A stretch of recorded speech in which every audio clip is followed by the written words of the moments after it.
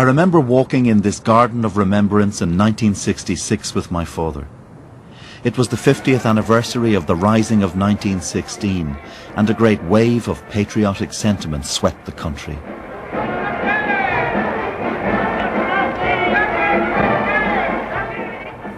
Here they constructed a memorial which celebrated revolution, faith and an idealized ancient world. At its centre, this sculpture of the mythical children of Lir, condemned by an evil stepmother to wander the oceans as swans until the coming of Christianity sets them free. It was intended as a symbol of national resurrection, but also to say to my generation and those that followed that we belonged to an unbroken line stretching back into a glorious Celtic past. Our leaders stressed our difference to the departed British. The idea of an ancient people of one faith was central to our identity.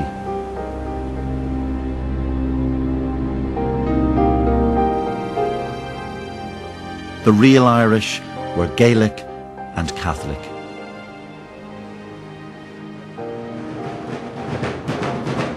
In the Ireland of the mid-1960s, I knew little of an outside world or of the Ulster Protestants with their British identity. They seemed to me an alien tribe, marching to what the poet Louis MacNeice called the voodoo of the orange drums. It was a Republican tradition, and you didn't see outside that.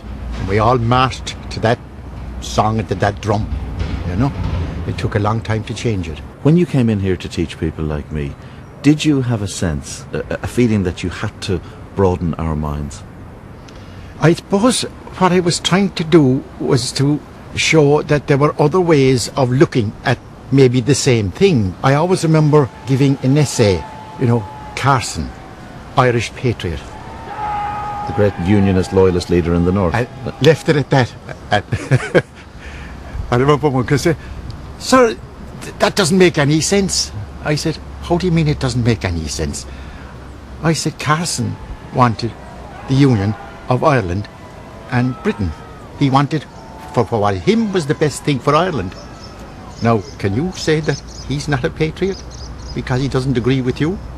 I was trying to do that kind of thing. And telling the true history is key to that, isn't it? It is. But you see, you come back then, what's truth?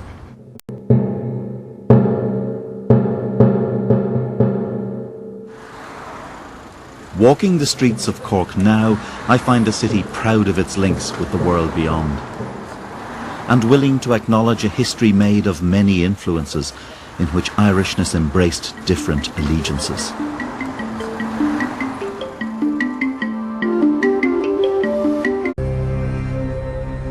This is Cloney Cavan Man, a 2,000-year-old Irishman whose body was preserved by the unique chemistry of the bogs.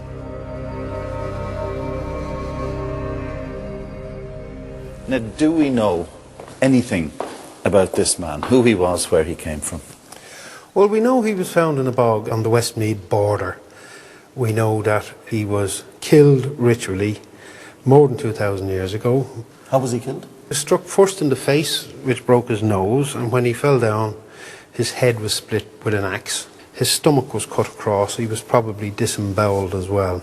Cloney Cavan Man gives us our first sight of an Irishman.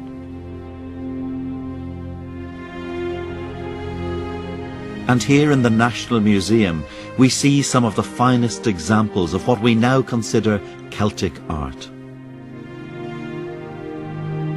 But the idea of the Irish as racially Celtic, unlike the Anglo-Saxon English, belongs to the 19th century. For nationalists and their English enemies, much depended on belonging to an imagined finer race. So was Cloney Cavan Man a Celt? He would have been Celtic in the sense that he would have spoken a Celtic language. He would have spoken an early form of the Gaelic language, the Irish language.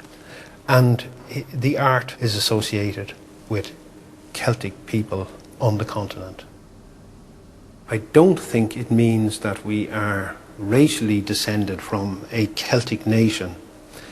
Genetically, this man doesn't have a lot to do with the Gauls of France or the Celts of Central Europe as described by the Greeks and the Romans. So we Irish, let me just nail this one down because it's critical. We're no more racially Celtic than our English neighbours, are we? No, or we're no more so nor less so. Our cousins on the other island have certainly as much a claim to their Celtic past, I think, as we have. This is the first map of Ireland and its peoples.